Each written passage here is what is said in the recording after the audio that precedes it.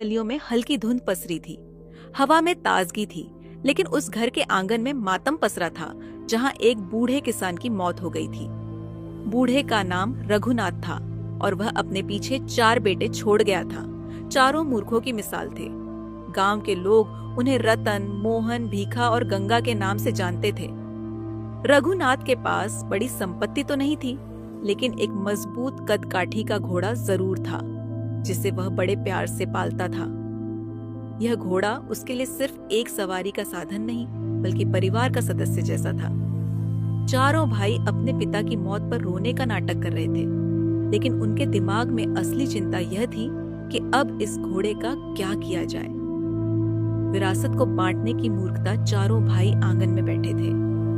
रतन, जो सबसे बड़ा था, चिंतित होकर बोला, अब्बा तो चले गए, लेकिन इस घोड़े का क्या करें? मोहन ने तुरंत अपनी मूर्खता दिखाते हुए कहा, हम इसे 4 हिस्सों में बांट लेते हैं। हर भाई को घोड़े का एक एक हिस्सा मिलेगा। भीखा, जो थोड़ा ज्यादा मूर्ख था, सिर खुजाते हुए बोला, हाँ, मुझे इसकी पिछली टांगें चाहिए, ताकि जब भी मैं इसे पकड़ूं, यह भाग न सके। गंगा, जो सबसे छोटा था, बोला, मुझे इसकी गर्दन चाहिए, ताकि मैं इसे अपनी तरह हिला सकूं। गांव के लोग यह बात सुन रहे थे और हंसी रोक नहीं पा रहे थे। तभी वहां गांव का सबसे चालाक आदमी बंसीलाल आ पहुंचा। वह चारों भाइयों की मूर्खता से परिचित था और उनसे मजा लेने का कोई मौका नहीं छोड़ता था। बंसीलाल की चालाकी। बंसीलाल ने सोचा, इन मूर्खों को सबक सिखाने का इससे अच्छा मौका नहीं मिलेगा। वह मुस्कुराते हुए बोला, भाइयों, घोड़े को बांटने की जरूरत नहीं, इसे बेच दो और जो पैसे मिले उसे आपस में बांट लो। चारों भाइयों को यह सुझाव बहुत पसंद आया। वे उछलते हुए बोले, वाह, ये तो बहुत अच्छा उपाय है। चलो, घोड़े को बेचने चलते हैं। शहर की ओर सफर घोड़े को बेचने के लिए चारों भाई गांव से निकल पड़े। रास्ता लंबा था और सूरज सिर पर चढ़ाया था। भीखा को हमेशा हर चीज में शक रहता था। चलते चलते वह रुका और बोला, हम जो घोड़ा बेचने जा रहे हैं, कहीं यह खुद हमें ही तो ना बेच दे। मोहन ने सिर हिलाते हुए कहा, अरे नहीं, यह घोड़ा इतना चालाक नहीं है। चलो, जल्दी चलते हैं, नहीं तो बाजार बंद हो जाएगा। जंगल का रास्ता सुनसान था। पक्षी चहचहा रहे थे और कहीं कहीं जंगली झाड़ियों में सांप सरसराते दिख रहे थे। चारों भाई दोपहर होते होते जंगल के बीच में आ गए। जंगल में रात और चोर की चालाकी। दोपहर की कड़ी धूप के बाद शाम की हल्की ठंडक महसूस होने लगी थी। सूरज धीरे धीरे ढलने लगा और घना जंगल रात के आगोश में समाने लगा। चारों भाइयों ने तय किया कि वे रात यहीं जंगल में बिताएंगे और सुबह शहर की ओर निकलेंगे। वे एक पेड़ के नीचे सोने के लिए लेट गए। रात के गहरे अंधेरे में दूर एक साया हल्का सा हिला। ये कालू डाकू था, एक कुख्यात घोड़ा चोर। कालू डाकू ने चारों मूर्ख भाइयों को देखा और सोचा, अरे वाह, ये तो बैठे बिठाए सोने की खान मिल गई। चारों भाई गहरी नींद में खर्राटे भर रहे थे। कालू धीरे धीरे घोड़े के पास गया और रस्सी खोलने लगा। तभी भीखा करवट बदलते हुए बड़बड़ाया, देख लेना, ये घोड़ा भी किसी दिन उड़ जाएगा। कालू घबरा गया, लेकिन देखा कि चारों अभी भी सो रहे थे। उसने बिना आवाज किए घोड़े को खोला और जंगल में गायब हो गया। सुबह की मूर्खता और हंगामा। सुबह जब सूरज की किरणें पेड़ों से छनकर आईं, तो रतन सबसे पहले उठा। उसने देखा कि घोड़ा गायब था। अरे भाइयों, हमारा घोड़ा चोरी हो गया। चारों भाई हड़बड़ाकर उठे। मोहन सिर पर हाथ रखकर बोला, हे भगवान, हमने तो इसे बेचने की सोची थी, लेकिन ये खुद ही किसी को बेच दिया। भीखा ने उबासी लेते हुए कहा, कोई बात नहीं, रमजान खां ले गया होगा। गंगा ने सिर खुजलाते हुए पूछा, रमजान खां कौन? भीखा बोला, पता नहीं, लेकिन कोई ना कोई होगा। चारों भाइयों ने तय किया कि वे रमजान खां को ढूंढकर घोड़ा वापस लाएंगे। पहली बेवकूफी, ऊंट के निशान। रास्ते में उन्हें जमीन पर अजीब से निशान दिखे। रतन ने गौर से देखा और कहा, ये किसी ऊंट के पैरों के निशान लगते हैं। मोहन बोला, भाई, ये ऊंट एक आंख से अंधा भी था। भीखा ने सिर हिलाया, और इसकी रस्सी टूटी हुई थी। गंगा ने आंखें चौड़ी करके कहा, और यह नर ऊंट था।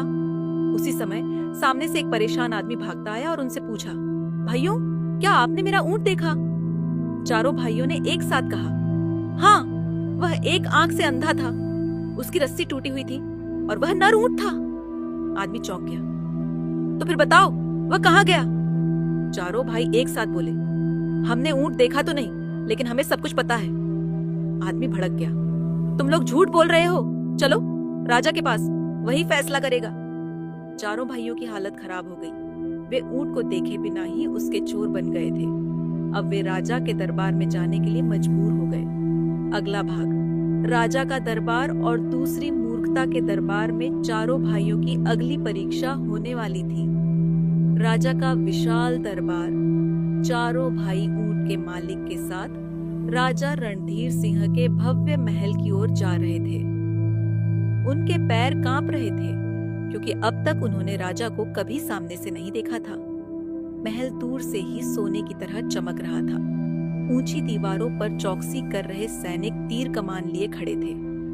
महल के गेट पर 2 विशालकाय हाथी झूम रहे थे। उनकी सूंडों में झूमते सोने के गहनों की चमक दूर तक दिख रही थी। भीखा ने धीमी आवाज में मोहन से पूछा, भाई क्या राजा हमें मार देगा? मोहन ने चिंतित होते हुए कहा, अगर वह ऊंट के मालिक की बात मान गया तो यकीनन हमारी खैर नहीं। रतन ने आश्वस्त करते हुए कहा, चिंता मत करो, हम अपनी अक्ल से राजा को भी बेवकूफ बना देंगे। गंगा ने सिर खुजलाते हुए कहा, लेकिन हमारे पास अक्ल कहाँ है? चारों ने एक दूसरे को देखा और खामोश हो गए। दरबार में प्रवेश। दरबार में राजा अपने सिंहासन पर बैठा था। सिंहासन के पीछे सुनहरी दीवार पर गुप्त मार्ग था, जिसे केवल राजा और उसके खास मंत्री जानते थे। राजा के दाएं हाथ बैठा था उसका मुख्य सलाहकार कन्हैया लाल, जो हर समस्या का हल निकालने में माहिर था। चारों भाइयों को पकड़कर सैनिक राजा के सामने ले गए। राजा ने गहरी आवाज में पूछा, इन चारों को मेरे दरबार में क्यों लाया गया है? ऊंट का मालिक आगे बढ़कर बोला, महाराज, इन चारों ने मेरा ऊंट चुरा लिया है। राजा ने चारों भाइयों की तरफ देखा। क्या यह सच है? चारों ने एक दूसरे की ओर देखा और फिर सिर हिलाकर कहा, हमने ऊंट नहीं चुराया महाराज। राजा ने भौहें चढ़ाकर पूछा, तो फिर तुम ऊंट के बारे में इतनी बातें कैसे जानते थे? रतन आगे बढ़ा और गर्व से बोला, महाराज, हम बहुत बुद्धिमान हैं। हमें किसी चीज को देखने की जरूरत नहीं होती। हम अपने ज्ञान से ही सब कुछ जान लेते हैं। राजा की आंखें सिकुड़ गईं। वह समझ गया कि यह चारों झूठे हैं, लेकिन उसे इनके अजीब दिमाग की परीक्षा लेने में मजा आने लगा। राजा की पहली परीक्षा। राजा ने मंत्री कन्हैया लाल को इशारा किया, इनकी परीक्षा लो, देखते हैं कि ये सच में बुद्धिमान है या सिर्फ बातें बना रहे हैं। कन्हैया लाल ने सोचा और फिर एक संदूक मंगवाया। वह संदूक लकड़ी का बना था और उस पर चांदी की कलाकारी की गई थी। मंत्री ने संदूक के अंदर एक अनार रखा और उसे बंद कर दिया। अब मंत्री चारों भाइयों की तरफ देखकर बोला, अगर तुम सच में इतने बुद्धिमान हो तो बताओ, इस संदूक के अंदर क्या है? चारों भाई घबरा गए। भीखा ने सबसे पहले कुछ सोचने का नाटक किया, फिर बोला, मुझे लगता है इसमें कुछ गोल चीज है। मोहन ने हाँ में हाँ मिलाई। हाँ, गोल चीज है और उस पर छोटी छोटी गांठें भी हैं। रतन ने भी अक्ल झाड़नी चाहिए और इसके अंदर छोटे छोटे दाने भरे हुए हैं। गंगा को कुछ समझ नहीं आया तो उसने तपाक से बोल दिया, क्यों नहीं कहते कि संदूक के अंदर अनार है? राजा और मंत्री चौंक गए। मंत्री ने जब संदूक खोला तो सच में उसमें अनार रखा था। राजा का विस्मय। राजा अपनी मूंछों को ताव देते हुए हंस पड़ा। वाह, तो तुम सच में बुद्धिमान हो। चारों भाई गर्व से फूले नहीं समा रहे थे। ऊंट का मालिक हक्का बक्का रह गया। उसने गुस्से में कहा, महाराज, ये धोखेबाज है। मैं जानता हूँ इन्होंने ही मेरा ऊंट चुराया है। राजा ने हंसते हुए कहा, नहीं, ये चोर नहीं हो सकते, ये तो महान ज्ञानी है। चारों भाइयों की छाती चौड़ी हो गई। दूसरी परीक्षा। अब राजा ने एक और चाल चली। उसने अपने सैनिकों को इशारा किया और उनके सामने एक बकरी और एक कुत्ता लाकर खड़ा कर दिया। राजा ने चारों भाइयों से पूछा, बताओ, इनमें से कौन सा जीव ज्यादा चालाक है? चारों भाई फिर से सोचने लगे। भीखा ने बकरी को ध्यान से देखा और बोला, यह बकरी बहुत चालाक लगती है, क्योंकि यह चबाते चबाते भी सब कुछ देख रही है। मोहन ने सिर हिलाया। लेकिन यह कुत्ता ज्यादा चालाक है, क्योंकि यह हमेशा मालिक का साथ देता है। रतन ने सिर खुजलाया और कहा, लेकिन अगर बकरी बहुत चालाक होती तो इसे आदमी नहीं पालते। गंगा ने हड़बड़ी में कहा, तो फिर हम क्यों नहीं कहते कि दोनों ही चालाक हैं? राजा ठहाका मारकर हंस पड़ा। वाह, तुम चारों तो कमाल के ज्ञानी हो। इनाम या सजा? राजा ने उन्हें इनाम देने का फैसला किया। तुम्हें सोने की मुद्राएं मिलेंगी ताकि तुम अपना ज्ञान और बढ़ा सको। चारों भाई उछल पड़े, लेकिन तभी ऊंट का मालिक चीख कर बोला, नहीं, ये चोर हैं। महाराज, आप इन्हें इनाम दे रहे हैं, जबकि इन्होंने मेरा ऊंट चुराया है। राजा कुछ देर सोचता रहा, फिर उसने कहा, ठीक है, अगर ये इतने ज्ञानी हैं, तो ये खुद ही अपने घोड़े की चोरी का हल निकाल सकते हैं। अब चारों भाइयों को अपने घोड़े की खोज खुद ही करनी थी। क्या वे इसे खोज पाएंगे? क्या उनकी मूर्खता उन्हें फिर से मुसीबत में डाल देगी? सुबह का नया उजाला और घोड़े की गुमशुदगी। सुबह की पहली किरणें जंगल के बीच फैली, जैसे सुनहरी चादर ओढ़े प्रकृति ने अपने हर कण पर। चारों भाइयों, रतन, मोहन, भीखा और गंगा ने ठंडी हवा में आंखें मुनमुनाते हुए अपने आप को जगाया, परंतु उनके होश में एक ही बात गूंज रही थी। उनका प्रिय घोड़ा, जिस पर उन्होंने हाल ही में अपनी बुद्धिमत्ता का दावा किया था, अब कहीं नजर नहीं आ रहा था। रतन ने अपने आसपास के माहौल को गहराई से निहारते हुए कहा, किसी ने तो इस घोड़े को रात में चुपके से ले लिया होगा। अब हमें उसका पता लगाना होगा। मोहन ने अपने चेहरे पर गहरी चिंता छिपाते हुए सहमति जताई। अगर हम घोड़े को नहीं ढूंढ पाएंगे तो हमारी शान भी मिट जाएगी। हमें हर एक सुराग पर ध्यान देना होगा। भीखा, जो हमेशा से ही अपने अजीब अंदाज और तर्कों में उलझा रहता था, धीरे धीरे उठकर बोला, चलो पहले उस स्थान की तहकीकात करें जहां हमने सोया था। हो सकता है कोई सुराग मिल जाए। गंगा ने अपने छोटे छोटे कदमों से जंगल के चारों ओर देखा, मानो किसी छिपे हुए रहस्य की तलाश में हो। चारों भाई एक दूसरे की ओर देखते हुए तय किए कि वे न केवल पास पास के इलाकों में बल्कि जंगल की गहराइयों में भी खोज करेंगे। जंगल के रहस्य और सुरागों का सिलसिला। जंगल की राहें घनी और रहस्यमयी थीं। पेड़ों की मोटी ढकी छाया में, पत्तों की सरसराहट में, कहीं कहीं पक्षियों की मधुर चहचहाहट में ऐसा लग रहा था मानो प्रकृति खुद कोई संदेश दे रही हो। चारों भाइयों ने धीरे धीरे अपने कदम बढ़ाए।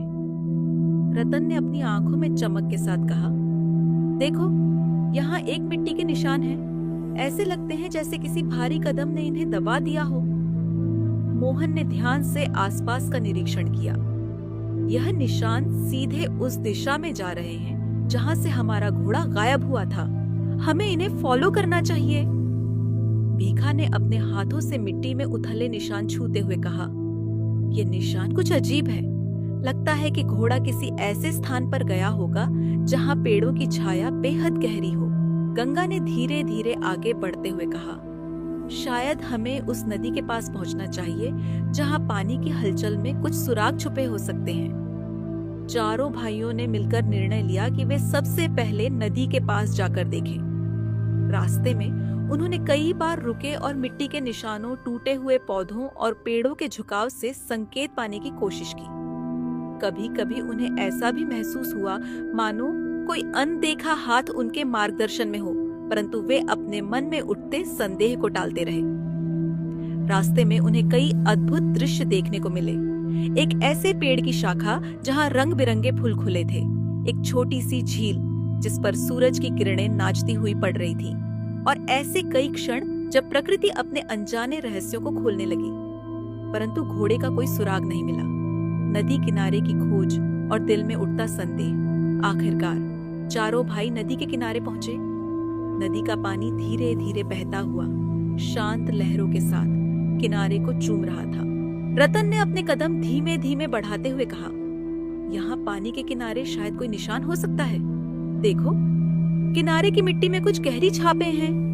मोहन ने ध्यान से देखा और महसूस किया कि वहां कुछ असमान सी छापें बनी हुई हैं, मानो कोई भारी जानवर या कोई बड़ा सवारी का निशान हो। उसने गहरी सांस ली और बोला, यह निशान सामान्य से तो नहीं लग रहे। लगता है कि हमारी खोज में कोई नया मोड़ आ गया है।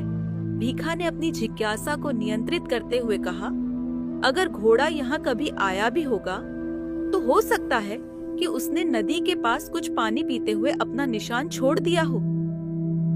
गंगा ने किनारे पर फेंके पत्थरों के निशान पर ध्यान देते हुए कहा, यहाँ के पत्थर ऐसे सजीव लग रहे हैं, मानो कोई तेजी से गुजर गया हो। क्या यह हमारे घोड़े के पैरों के निशान हो सकते हैं? चारों भाइयों ने नदी के किनारे छोटी छोटी खोजबीन शुरू की। उन्होंने धीरे धीरे हर एक कोना, हर एक मोड़ की जांच की। पत्थरों के नीचे छुपे जड़ों को हटा हटा कर देखा। किनारे पर पड़ी सूखी पत्तियों के बीच छुपे निशानों को महसूस किया। कई बार उनकी आंखें अश्रद्धा से खुली। कुछ निशान इतने सूक्ष्म थे कि वे मानते थे कि शायद हवा भी उन्हें बना रही हो, लेकिन मन में एक गहरी बेचैनी थी। घोड़ा कहीं तो मिलेगा, लेकिन अगर नहीं मिला तो उनकी मूर्खता किस हद तक बढ़ जाएगी। रात का समय भी करीब आ रहा था। चारों भाइयों ने निर्णय किया कि वे नदी के किनारे ही रात बिताएंगे और सुबह फिर से खोजबीन करेंगे। रात की चुप्पी और अचानक हुई मुलाकात। रात की अंधेरी चादर जब चारों भाइयों के ऊपर फैल गई तो वातावरण और भी रहस्यमयी हो गया। नदी का शोर धीमा हो चुका था और जंगल की गहराई में चुप्पी छा गई थी। रतन ने अपने पुराने कपड़े निकालकर आग जलाने की कोशिश की। आग की हल्की हल्की लपटों के बीच चारों भाइयों ने अपने दिन भर की थकान को मिटाने की कोशिश की, परंतु उनकी आंखों में हमेशा एक चिंता की झलक बनी रहती थी। क्या कहीं उनका घोड़ा नजर आ जाएगा? भीखा अचानक ही जाग उठा। उसने अपनी नींद में ही महसूस किया कि कहीं दूर कोई हलचल हो रही है। उसने धीरे धीरे अपने साथियों का ध्यान आकर्षित किया और सब मिलकर आग के पास चुपचाप बैठे। उस पल दूर से एक हल्की सी आवाज सुनाई दी, मानो कोई कदम धीरे धीरे पास आ रहा हो। चारों भाइयों के दिल की धड़कनें तेज हो गई। मोहन ने धीरे से फुसफुसाया, क्या वह कोई आदमी है या फिर कोई और सुराग लेकर आया है? गंगा ने अपनी आंखें चौड़ी करते हुए कहा, चलो देखते हैं कि वह कौन है। सबने मिलकर सावधानी से उस दिशा में देखा।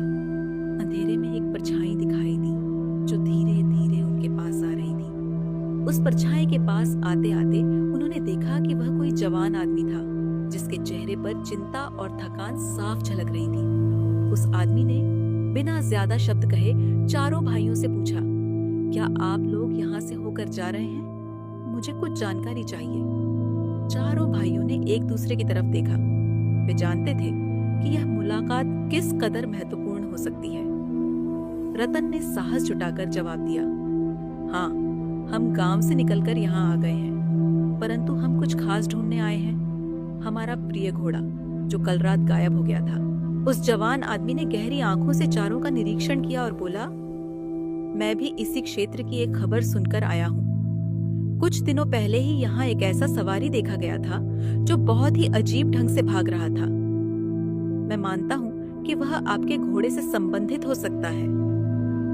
मोहन ने उत्सुकता से पूछा, क्या आप हमें वह स्थान दिखा सकते हैं जहाँ आपने वह सवारी देखी थी? जवान आदमी ने सिर हिलाते हुए कहा, जी हाँ, मैं आपको ले चलूंगा, मेरे साथ आओ, लेकिन सावधान रहना, यह रास्ता बहुत गूढ़ और उलझा हुआ है।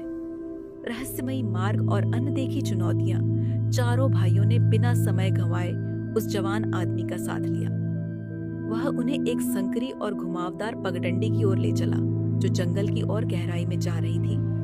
रास्ते में चारों ने देखा कि आसपास की वनस्पतियां अब कुछ अलग तरह से उभर रही थीं। कुछ पेड़ों की टहनियां जैसे हाथ बढ़ा रही थीं। कुछ पत्थर अचानक से दिखाई देने लगे, मानो प्रकृति ने अपना कोई संदेश छोड़ दिया हो। रतन ने धीरे धीरे कहा, यह रास्ता तो ऐसा लग रहा है जैसे किसी भूल भुलैया में प्रवेश किया हो।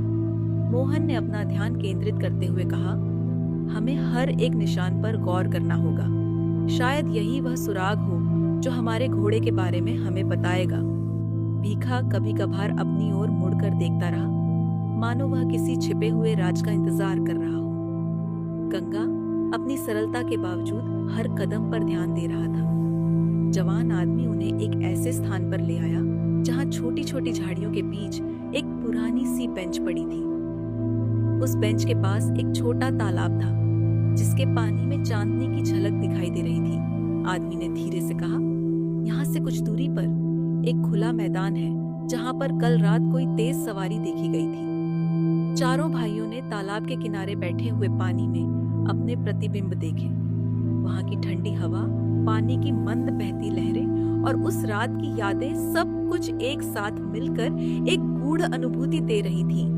भीखा ने तालाब के पास झुककर पानी में अपना प्रतिबिंब देखा और बोला, यहाँ पानी तो शांत है, परंतु मेरी आंखों में अभी भी वो हल्की हल्की हलचल सी झलक रही है। मोहन ने अपने साथी की बात को गंभीरता से लेते हुए कहा, हमें आगे बढ़ना होगा। कोई न कोई निशान हमें हमारे घोड़े तक जरूर ले जाएगा। जवान आदमी ने उनका हाथ थामते हुए कहा, इस दिशा में चलते रहो और देखते ही देखते तुम्हें एक ऐसी जगह मिलेगी जहाँ पेड़ों की छाया में कुछ गहरे निशान हैं। चारों भाइयों ने विश्वास के साथ उस रास्ते पर कदम बढ़ाया। रास्ते में कुछ पत्ते गिरते रहे, कुछ छोटे छोटे जानवर अपने अपने निशान छोड़ते रहे, मानो यह सभी मिलकर एक रहस्यमयी कथा बुन रहे हों। अचानक बदलता मौसम और मन में उठते प्रश्न। जब चारों उस रहस्यमयी पगडंडी पर आगे बढ़ रहे थे, अचानक मौसम में बदलाव आया। हल्की सी ठंडक जगह जगह से तेज हवा में बदल गई। आसमान पर काले बादल छा गए और बूंदें गिरने लगी। बारिश की बूंदें जब पेड़ों की पत्तियों से टकराने लगी तो वातावरण में एक अजीब सी गंध फैल गई। रतन ने आसमान की ओर देखते हुए कहा, अब मौसम बदल रहा है, हमें जल्दी से सुरक्षित जगह पर शरण लेनी होगी। मोहन ने तुरंत अपने साथियों का ध्यान दिलाते हुए कहा, रुको, यहाँ पास में एक पुरानी कुटिया दिखाई दे रही है, चलो वहीं शरण लेते हैं। भीखा और गंगा ने भी उसकी बात मान ली। चारों भाई जवान आदमी के साथ उस कुटिया की ओर बढ़े। कुटिया एक समय में गांव की तरह बसंत का आनंद लेने वाली जगह प्रतीत होती थी, पर अब वह बारिश और हवाओं में टूटे फूटे दीवारों के साथ खड़ी थी। कुटिया में प्रवेश करते ही चारों भाइयों की आंखों में एक राहत की चमक आई। वहां की दीवारों पर जंग लगी हुई थी, परंतु उसकी छत के नीचे वे सुरक्षित थे। आग जलाने का इंतजाम करते हुए रतन ने कुछ लकड़ियां इकट्ठी की। बारिश की बूंदों की टपकन के बीच चारों भाइयों ने अपनी कहानी साझा करनी शुरू की। कैसे उनका घोड़ा अचानक गायब हो गया, उनके मन में उठते संदेह और इस रहस्यमयी रास्ते पर आने तक की अपनी मेहनत। जवान आदमी, जिसने अब तक चुपचाप उनका साथ दिया था, ने भी अपनी कहानी सुनाई। वह बताया कि उसने भी हाल ही में जंगल के एक कोने में कुछ अजीब घटनाएं देखी थी, जो शायद किसी बड़े रहस्य का हिस्सा हो सकती थी। रात के अंधेरे में कुटिया की एक टिमटिमाती लौ ने चारों के चेहरे पर चिंताओं के साथ साथ नए उत्साह की भी झलक दी। मोहन ने कहा, यह बारिश हमें रोक नहीं पाएगी, हमें सुबह फिर से निकलना होगा और अपने घोड़े का पता लगाना होगा। भीखा ने थोड़ा चिंतित स्वर में कहा, परंतु अगर हम घोड़ा नहीं ढूंढ पाए तो हमारी सारी मशहूर मूर्खताएं फिर से उजागर हो जाएंगी। गंगा ने अपनी मासूमियत में हंसते हुए कहा, क्या हम मूर्ख तो हैं, पर हमारी लगन में कोई कमी नहीं है। हमें यकीन है कि कहीं न कहीं हमें उसका सुराग मिल जाएगा। सुराग के साथ नई आशा। अगली सुबह जब बारिश थम गई थी और कुटिया के बाहर की हवा फिर से शांत हो गई थी, चारों भाइयों ने अपने आप को तैयार किया। जवान आदमी ने कहा, चलो अब हम उस दिशा में चलते हैं जहाँ पेड़ों की छाया में गहरे निशान मिलते हैं। मुझे विश्वास है कि वहां से कुछ सुराग मिलेंगे। रतन ने अपने साथी की ओर देखते हुए जोश में कहा, हमारे घोड़े के निशान हमें कहीं जरूर मिलेंगे, हमें बस ध्यान से देखने की जरूरत है। मोहन ने हाथ में ली एक छोटी सी मशाल और कहा, अंधेरे में भी हमारी उम्मीद की लौ बुझने नहीं देगी, चलो आगे बढ़ते हैं। कुटिया से बाहर निकलते ही चारों ने उस पगडंडी पर फिर से कदम रखा। रास्ते में बार बार वे एक दूसरे से पूछते रहे कि क्या उन्होंने कोई असामान्य निशान देखा। कभी कभी किसी पेड़ के पीछे छुपा हुआ एक हल्का सा धब्बा, तो कभी मिट्टी में दबे हुए गहरे निशान, मानो कोई भारी वस्तु गुजर चुकी हो। भीखा ने अचानक एक बड़े पेड़ के नीचे रुका और बोला, देखो यहाँ पर तो कुछ निशान हैं। ये निशान साफ तौर पर घोड़े के पैरों के जैसे लग रहे हैं। चारों भाई उत्सुकता से उस निशान के पास पहुंचे। निशान इतने गहरे और स्पष्ट थे कि मानो किसी विशाल जानवर ने यह जगह पार की हो। रतन ने आंखों में चमक भरते हुए कहा, यह निशान तो हमें हमारे घोड़े तक जरूर ले जाएंगे। मोहन ने अपनी मशाल की रोशनी में उस निशान का गहराई से निरीक्षण किया। देखो, निशान के आकार से लगता है कि घोड़ा तेजी से दौड़ा होगा। शायद उसने किसी डर के मारे यहाँ से भागना शुरू कर दिया हो। गंगा ने अपने दिल में एक आशा की किरण महसूस करते हुए कहा, अगर हमारा घोड़ा यहाँ कभी आया भी होगा तो उसकी चाल और निशान हमें बता देंगे कि वह किस दिशा में जा रहा है। चारों भाइयों ने मिलकर निशान के पीछे छुपे रास्ते का अनुसरण किया। रास्ते में अचानक से वनस्पति और पेड़ों की घनी झाड़ियों के बीच एक खुला मैदान देखा। उस मैदान में सूरज की किरणों की चमक बिखरी हुई थी और चारों ने महसूस किया कि शायद यही वह स्थान हो जहां उनका खोया हुआ घोड़ा छिपा हो सकता है। खोया हुआ घोड़ा, मिलन की घड़ी। जैसे ही चारों भाइयों ने मैदान में प्रवेश किया, उनकी नजरें एक दूर के कोने में गहरी छाया पर पड़ी। वहां पर एक विशाल पेड़ के नीचे घास के बीच कुछ अजीब सा झूम रहा था। रतन ने धीरे धीरे कदम बढ़ाया और जैसे ही वे पास पहुंचे, उन्होंने देखा कि वह एक घोड़ा था, पर वह वैसा नहीं जैसा उनके दिल में बसा हुआ था। घोड़ा कुछ अजीब सी हिलचाल में था। उसका सिर धीरे धीरे झुकता और उठता, मानो वह अपनी गति तय नहीं कर पा रहा हो। मोहन ने जल्दी से कहा, यकीन मानो, यही हमारा घोड़ा है। देखो, उसकी आंखों में वह चिंता की झलक है जो हम महसूस कर रहे थे। भीखा ने धीरे धीरे पास जाकर घोड़े के पास खड़ा हुआ, मानो उसकी मौन पीड़ा को समझने की कोशिश कर रहा हो। गंगा ने अपनी मासूमियत से घोड़े को सहलाते हुए कहा, डर मत प्यारे दोस्त, हम तुम्हें वापस ले जाएंगे। घोड़ा, जो पहले भयभीत था, अब धीरे धीरे उनके करीब आने लगा। चारों भाइयों ने मिलकर उसकी देखभाल की योजना बनाई। उन्होंने ध्यान दिया कि घोड़ा अब भी घबराया हुआ है, परंतु उसके घाव और थकान के निशान भी साफ दिखाई दे रहे थे। रतन ने सोचते हुए कहा, हमें उसे आराम देना होगा और फिर धीरे धीरे विश्वास जगाना होगा ताकि वह फिर से हमसे जुड़ सके। मोहन ने आसपास के कुछ ताजे पत्तों और पानी की तलाश की और धीरे से कहा, यहाँ एक छोटी सी नदी है, हम उसे पानी पिलाएंगे। भीखा ने धीरे से घोड़े के पास जाकर उसकी जांच की और पाया कि उसके पैरों में कुछ खरोंचें थीं। उसने सब्र से कहा, चलो पहले इसे आराम करवाते हैं, हमें इसे धीरे धीरे अपनी ओर बुलाना होगा। गंगा ने अपनी मासूमियत भरी आंखों से घोड़े को देखते हुए कहा, हम सब मिलकर तुम्हारी मदद करेंगे। अब तुम फिर से हमारे परिवार का हिस्सा बन जाओ। घोड़ा जैसे ही चारों भाइयों की कोमलता और धैर्य महसूस कर सका, धीरे धीरे उसके कदम शांत होने लगे। उसने अपनी नजरें चारों पर जमाई, मानो पूछ रहा हो, क्या अब आप मुझे फिर से अपनाओगे? उस पल चारों भाइयों में एक अजीब सी खुशी की लहर दौड़ गई। वे समझ गए कि उनकी मेहनत रंग लाई है, परंतु मन में अभी भी सवाल थे। ये घोड़ा कैसे इतना अकेले हो गया और किसने उसे रात की अंधेरी में चुपके से ले गया था? सवालों का सिलसिला और नए मोड़। खोए हुए घोड़े को वापस पाने की खुशी में चारों भाइयों ने थोड़ी देर विश्राम किया, लेकिन मन में उठते सवाल और अनसुलझे रहस्य उन्हें बेचैन कर रहे थे। रतन ने चुपचाप बैठकर अपने साथी से पूछा, क्या तुमने कभी सोचा है कि यह घोड़ा किसके हाथों चला गया था? रात में जब हम सो रहे थे, क्या कोई हमारी नींद में दखल दे गया था? मोहन ने अपनी आंखों में गहरी चिंता छिपाते हुए कहा, हमें तो यह भी शक हो रहा है कि शायद यह चोरी सिर्फ हमारी मूर्खता का नतीजा नहीं था, बल्कि कोई और भी थी जिसने इस मौके का फायदा उठाया। भीखा ने सिर खुजलाते हुए कहा, अगर ऐसा है तो हमें राजा के दरबार में बताना होगा, परंतु हम पहले यह जान लें कि कौन हो सकता है। गंगा ने मासूमियत से कहा, हमारे पास तो अब हमारा प्यारा घोड़ा वापस आ गया है, परंतु हमें उसके साथ जो हुआ उसका जवाब भी जानना जरूरी है। चारों भाइयों ने मिलकर तय किया कि वे उस क्षेत्र की जांच करेंगे जहां से घोड़ा गायब हुआ था। वे फिर से उसी रास्ते पर लौट आए जहां से उन्होंने निशान देखे थे। रास्ते में हर एक कदम पर उन्हें नए नए सुराग मिलते रहे।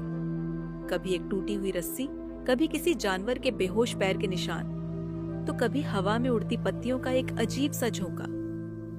जवान आदमी जो अभी भी उनका साथ दे रहा था ने कहा, यहाँ के निशान कुछ गहरे रहस्य छुपा रहे हैं। मैं मानता हूँ कि यह सिर्फ एक साधारण चोरी नहीं है, बल्कि कोई ऐसा कड़ी है जो आपकी पूरी कहानी में नया मोड़ लेकर आएगी। चारों भाइयों ने उस आदमी की बात पर ध्यान दिया। रतन ने कहा, हमें उस निशान के पीछे छुपे राज को जानना होगा। शायद इससे हमें यह समझ में आए कि हमारा घोड़ा किसकी चाल में चला गया था। मोहन ने अपनी मशाल की रोशनी में चारों निशानों का विश्लेषण किया। उसने पाया कि निशानों में एक ऐसी समानता थी जो किसी विशेष तरीके से चलने वाली सवारी की याद दिलाती थी। भीखा ने कहा, यह निशान तो ऐसे लगते हैं जैसे कोई जानवर बहुत ही तेजी से दौड़ा हो, परंतु उसका चाल ढाल हमारे घोड़े से मिलती जुलती हो।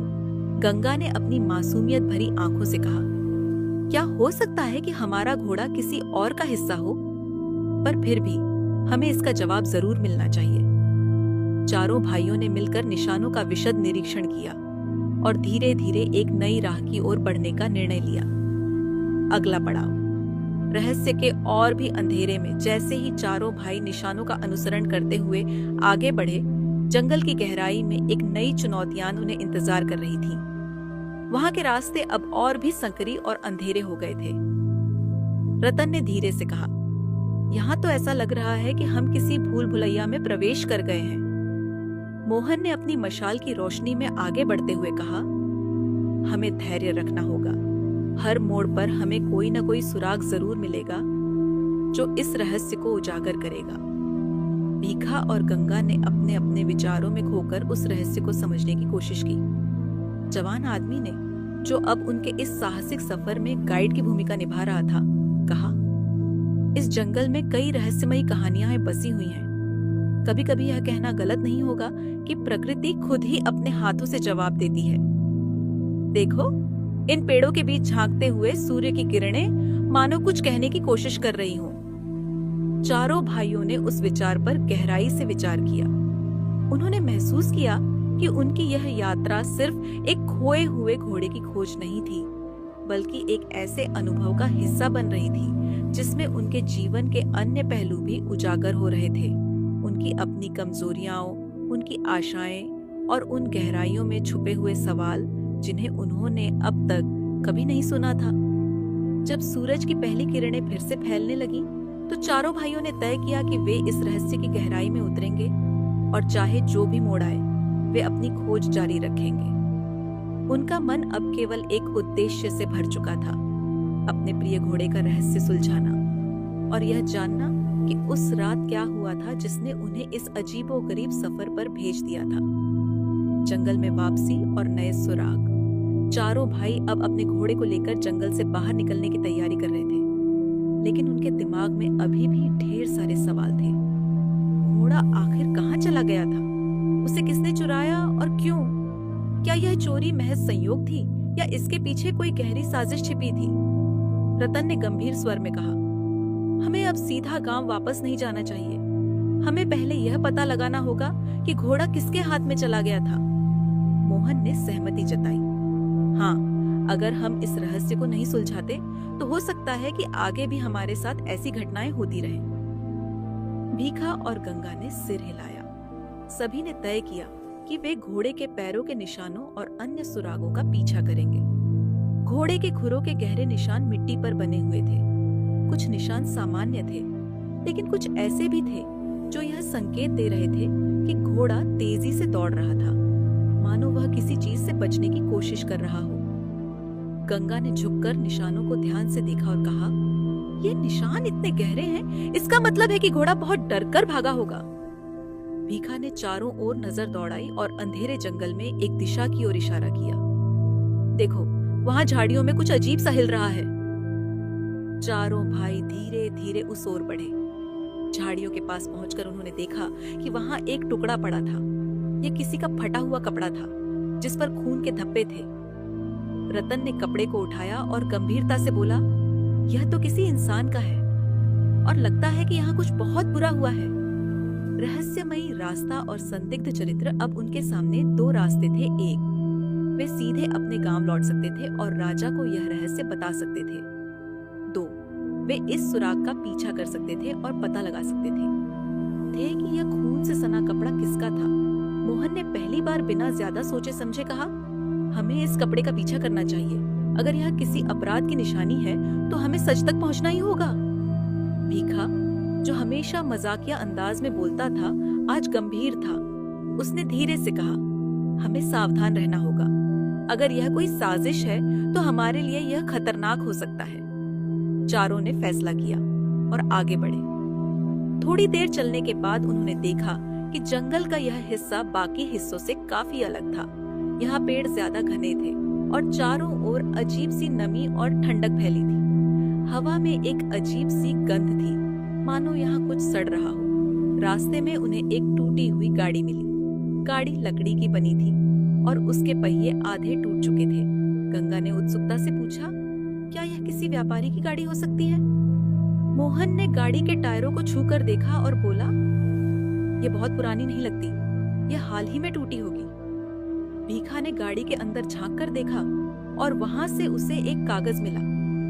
उस कागज पर कुछ लिखा हुआ था, अगर यह गाड़ी तुम्हें मिल रही है तो समझ लो कि तुम भी मुसीबत में हो। अब तुम्हारा पीछा किया जा रहा है। चारों भाइयों की रीढ़ की हड्डी में ठंडी लहर दौड़ गई। रहस्यमयी साया और पीछा करने वाले लोग, चारों भाइयों ने धीरे धीरे आगे बढ़ना शुरू किया। अब तक वे जितना भी हिम्मत दिखा रहे थे वह धीरे धीरे डर में बदलने लगा था। रतन ने धीरे धीरे फुसफुसाकर कहा, क्या हमें वापस लौट जाना चाहिए? मोहन ने तुरंत इनकार कर दिया। अब वापस लौटना मूर्खता होगी। हमें यह देखना होगा कि यह सब किसके कारण हो रहा है। तभी अचानक पेड़ों के बीच से एक हलचल हुई। किसी के कदमों की आवाजें आई और फिर कुछ पत्तियां जोर से सरसराने लगी। भीखा ने घबरा कर कहा, कोई हमारा पीछा कर रहा है। गंगा ने झट से पीछे मुड़कर देखा। पेड़ों की आड़ में किसी की परछाई दिख रही थी।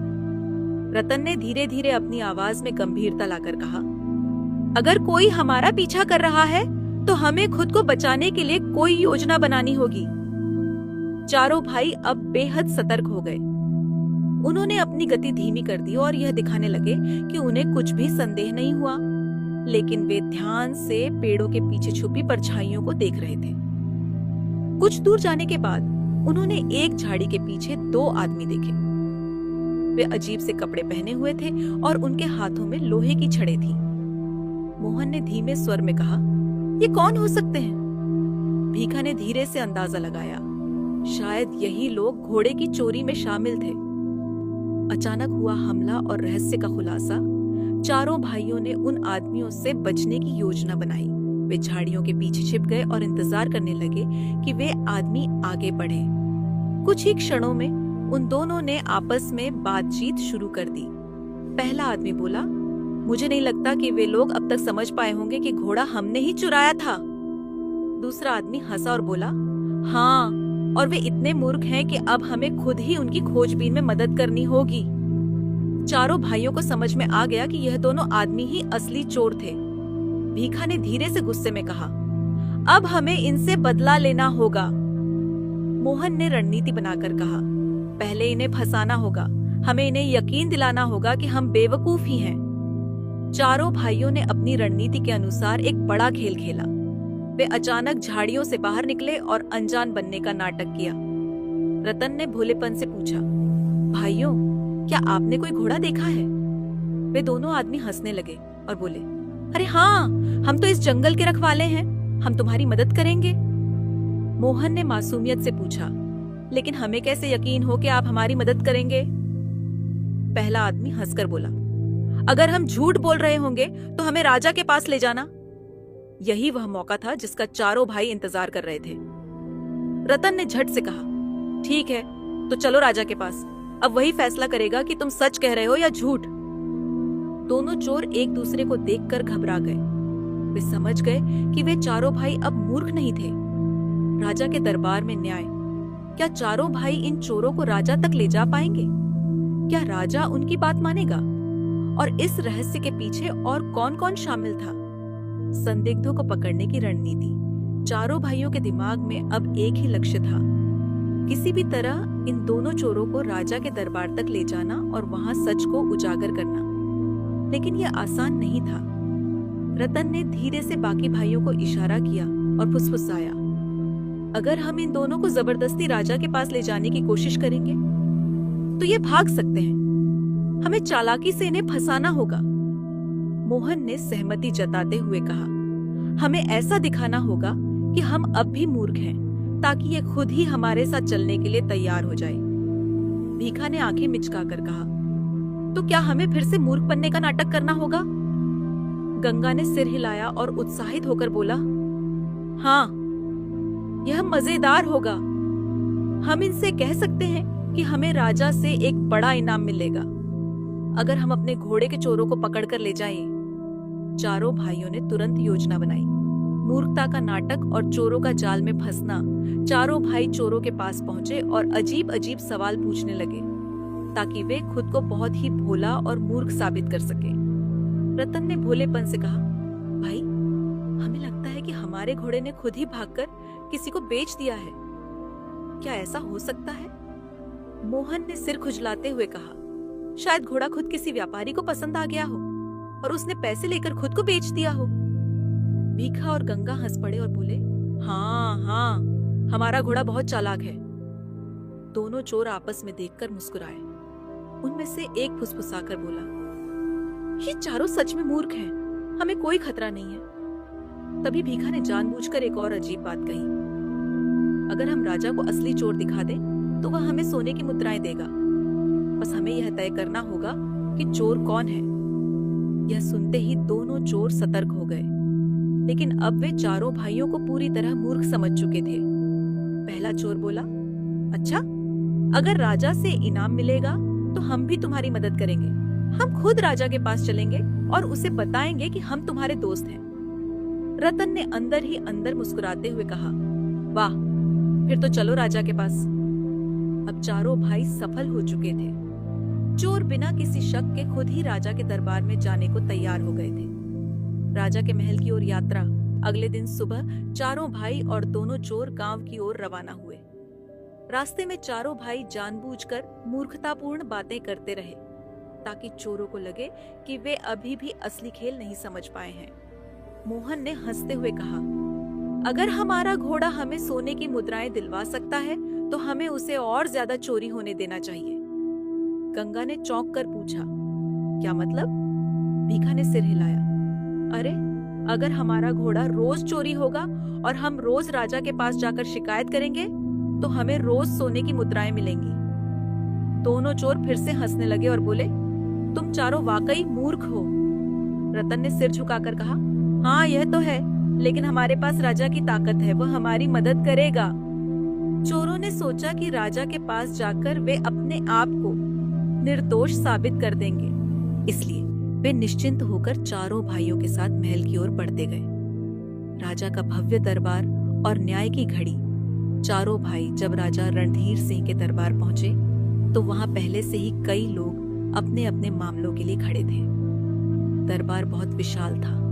वहां दीवारों पर सोने और चांदी की नक्काशी थी। छत पर बड़े बड़े झूमर लटक रहे थे और राजा अपने सिंहासन पर गरिमा के साथ बैठे थे। रतन ने जोर से ऐलान किया, महाराज, हम चारों फिर से आपके पास न्याय मांगने आए हैं। राजा ने आश्चर्य से पूछा, इस बार क्या हुआ? मोहन ने उत्साह से कहा, हमने घोड़े के असली चोरों को पकड़ लिया है। पूरा दरबार अचानक शांत हो गया। सबने उन दो आदमियों की ओर देखा जिन्हें चारों भाई साथ लाए थे। दोनों चोर थोड़े घबराए, लेकिन फिर वे शांत बने रहे। पहला चोर राजा के सामने झुककर बोला, महाराज, यह सब झूठ है। ये चारों मूर्ख हमें झूठा फंसा रहे हैं। हमने कुछ नहीं किया। भीखा ने जोर से कहा, अगर तुमने कुछ नहीं किया तो हमें बताओ कि घोड़ा कहाँ गया था? गंगा ने अपनी मासूम आवाज में पूछा, और ये खून से सना कपड़ा तुम्हारे पास कैसे आया? राजा ने जब यह सुना तो उन्होंने तुरंत सैनिकों को आदेश दिया, इन दोनों को पकड़ो और सच उगलवाओ। सैनिकों ने दोनों को घेर लिया। अब चोरों को लगने लगा कि वे बुरी तरह फंस चुके हैं। अपराध की कबूलनामा और चोरों की हार। पहले चोर ने राजा के पैरों में गिरकर कहा, महाराज, हमें माफ कर दीजिए, हमने ही घोड़े को चुराया था। दूसरे चोर ने भी सिर झुकाते हुए कहा, हमने सोचा था कि ये चारों मूर्ख हैं, इसलिए हमें पकड़ नहीं पाएंगे, लेकिन इन्होंने हमें चालाकी से फंसा दिया। राजा ने चारों भाइयों की ओर देखा और मुस्कुरा कर कहा, तो तुम मूर्ख नहीं बल्कि काफी चतुर निकले। चारों भाइयों ने गर्व से सिर ऊंचा किया। राजा ने सजा का ऐलान किया। इन दोनों चोरों को जेल में डाल दिया जाए और इनके सारे पैसे गरीबों में बांट दिए जाए। सैनिकों ने तुरंत चोरों को पकड़कर जेल में डाल दिया। चारों भाइयों को मिला इनाम। राजा ने चारों भाइयों की ओर देखा और कहा, तुम्हारी ईमानदारी और चालाकी देखकर मैं बहुत खुश हूँ। तुम्हें इनाम दिया जाएगा। चारों भाइयों को सोने की मुद्राएं दी गईं। भीखा ने मुद्राएं गिनते हुए खुशी से कहा, अब हमें और किसी चोरी की जरूरत नहीं। मोहन ने हंसते हुए कहा, और अब हम हर किसी को बता सकते हैं कि हम मूर्ख नहीं हैं। रतन ने गर्व से कहा, हाँ, हम मूर्ख नहीं बल्कि बहुत होशियार हैं। गंगा ने सिर हिलाया और मासूमियत से कहा, पर थोड़े बहुत मूर्ख तो है ही। पूरा दरबार हंसी से गूंज उठा। सोने की मुद्राएं और भाइयों की मूर्खतापूर्ण योजना। राजा के दरबार से बाहर निकलते ही चारों भाइयों के चेहरे खुशी से चमक रहे थे। उनके हाथों में चमचमाती सोने की मुद्राएं थीं और वे अपने जीवन में पहली बार इतना धन देखकर फूले नहीं समा रहे थे। भीखा ने मुद्राओं को अपने हाथों में उछालते हुए कहा, अब हम अमीर हो गए हैं। अब हमें कोई भी मूर्ख नहीं कह सकता। गंगा ने हंसते हुए कहा, पर हमें इस धन का क्या करना चाहिए? मोहन ने गर्व से छाती फुलाकर कहा, हमें इस धन से कुछ बड़ा करना चाहिए। हमें ऐसा व्यापार शुरू करना चाहिए जिससे हम और भी अमीर बन जाएं। रतन ने सिर हिलाकर समर्थन किया। हाँ, यह अच्छा विचार है, लेकिन हमें किस चीज का व्यापार करना चाहिए? चारों भाई गहरी सोच में पड़ गए। वे जीवन में पहली बार किसी समझदारी भरे निर्णय की ओर बढ़ रहे थे, लेकिन जैसा कि हमेशा होता था, उनकी मूर्खता जल्द ही हावी होने वाली थी। व्यापार का मूर्खतापूर्ण निर्णय। चारों भाई आपस में चर्चा करने लगे कि किस चीज का व्यापार किया जाए। भीखा ने उत्साह से कहा, हम सोने की मुद्राओं से और भी सोना खरीद सकते हैं। गंगा ने सिर खुजलाते हुए पूछा, पर हम सोने का क्या करेंगे? मोहन ने गर्व से उत्तर दिया, हम सोने को और महंगे दामों पर बेच सकते हैं और ज्यादा अमीर बन सकते हैं। रतन ने सोचा और सिर हिलाया, नहीं, यह बहुत आम व्यापार है, हमें कुछ अनोखा करना चाहिए। तभी भीखा की आंखें चमक उठी। उसने उत्साह से कहा, हम हवा बेच सकते हैं। गंगा, जो सबसे भोला था, चौंक कर बोला, हवा? हवा कैसे बेची जा सकती है? मोहन और रतन भी हक्का बक्का रह गए। भीखा ने गंभीरता से समझाया, देखो, हर कोई हवा में सांस लेता है, लेकिन अगर हम इसे अलग अलग बोतलों में बंद कर दें और कहें कि यह विशेष हवा है, तो लोग इसे खरीद लेंगे। चारों भाइयों को यह विचार बेहद पसंद आया। उन्होंने तय किया कि वे शुद्ध पहाड़ी हवा बेचने का व्यापार शुरू करेंगे। हवा भरने की प्रक्रिया। चारों भाइयों ने गांव के बाहर एक ऊंची पहाड़ी खोजी, जहां हवा ताजी और ठंडी थी। रतन ने आदेश दिया, ठीक है भाइयों, अब हमें शीशे की बोतलें लानी होंगी ताकि हम इन बोतलों में हवा भर सकें। मोहन ने सहमति जताई, हाँ, हम लोगों को बताएंगे कि यह हवा बहुत ही दुर्लभ और खास है। भीखा और गंगा बाजार गए और शीशे की कई बोतलें खरीद लाए। वे उन बोतलों को पहाड़ी की चोटी पर ले गए और उन्हें खोलकर हवा भरनी शुरू कर दी। भीखा बोतल को हवा में हिलाते हुए बोला, लो, इसमें हमने सबसे शुद्ध हवा भर दी। गंगा ने आंखें चौड़ी करते हुए पूछा, पर हमें कैसे पता चलेगा कि हवा अंदर चली गई है? रतन ने गर्व से कहा, अगर बोतल बंद है तो इसका मतलब है कि हवा अंदर है। चारों भाई खुशी खुशी बोतलें भरने में लग गए। गांव में मूर्खतापूर्ण बिक्री अभियान। अगले दिन चारों भाई अपनी बोतलों को लेकर गांव में पहुंचे और चिल्लाने लगे, आओ आओ, ताजी पहाड़ी हवा खरीदो, केवल 5 चांदी की मुद्राएं प्रति बोतल। गांव के लोग चकित रह गए। एक बुजुर्ग व्यक्ति आगे आया और पूछा, हवा? तुम लोग हवा कैसे बेच सकते हो? मोहन ने गर्व से जवाब दिया, यह कोई आम हवा नहीं है, यह पहाड़ी की शुद्ध हवा है। इसे सूंघने से इंसान की सेहत अच्छी रहती है। भीखा बोला, यह हवा राजा महाराजाओं के लिए होती है, पर हम इसे गांव वालों के लिए भी ला रहे हैं। गांव के कुछ भोले लोग उनकी बातों में आ गए और उन्होंने कुछ बोतलें खरीद ली। चारों भाई खुशी से फूले नहीं समा रहे थे, लेकिन फिर एक चालाक आदमी आया और उसने एक बोतल लेकर उसका ढक्कन खोल दिया। हवा बाहर निकल गई। उस आदमी ने हंसते हुए कहा, अरे यह तो बस खाली बोतल है, इसमें कोई हवा नहीं। गांव के बाकी लोग भी हंसने लगे। रतन ने तुरंत बहाना बनाया, अरे तुमने बोतल खोल दी इसलिए हवा बाहर निकल गई। हवा को महसूस करने के लिए तुम्हें इसे धीरे धीरे खोलना होगा। लेकिन अब गांव वालों को समझ में आ गया कि चारों भाई उन्हें बेवकूफ बना रहे हैं। वे गुस्से में आ गए और चारों भाइयों को गांव से बाहर निकाल दिया। चारों भाई निराश होकर जंगल की ओर चल दिए। नई योजना और नई मूर्खता। गांव से निकाले जाने के बाद चारों भाई एक पेड़ के नीचे बैठे और सोचने लगे कि अब क्या किया जाए। मोहन ने निराश होकर कहा, अब हमारे पास सोने की मुद्राएं भी नहीं बची, हमें कुछ और सोचना होगा। भीखा ने सिर खुजलाते हुए कहा, हमें राजा के पास वापस जाना चाहिए और उससे कोई और इनाम मांगना चाहिए। गंगा ने मासूमियत से पूछा, पर राजा हमें फिर से इनाम क्यों देगा? रतन ने गंभीरता से कहा, हमें कोई नया कारनामा करना होगा जिससे राजा प्रभावित हो जाए। चारों भाइयों ने सोचना शुरू किया कि वे ऐसा क्या कर सकते हैं जिससे वे दोबारा अमीर बन सकें। तभी मोहन को एक विचार आया, हम एक नकली गुफा बनाएंगे और कहेंगे कि यह एक रहस्यमयी खजाने की गुफा है। चारों भाई फिर से एक नई मूर्ख योजना बनाने में लग गए। नई चाल और मूर्खतापूर्ण योजना। चारों भाई जंगल में एक पेड़ के नीचे बैठे थे। उनकी मूर्खता ने उन्हें एक बार फिर गरीब बना दिया था। अब उनके पास न तो सोने की मुद्राएं बची थीं और न ही कोई व्यापार, लेकिन मूर्खता की कोई सीमा नहीं होती। रतन ने गंभीरता से कहा, भाइयों, हमें फिर से राजा के पास जाना होगा और उसे कोई नया कारनामा दिखाना होगा। मोहन ने सिर खुजलाते हुए पूछा, पर हम क्या करेंगे? भीखा ने आंखें चमकाते हुए कहा, हम राजा को बताएंगे कि हमें एक रहस्यमयी खजाना मिला है।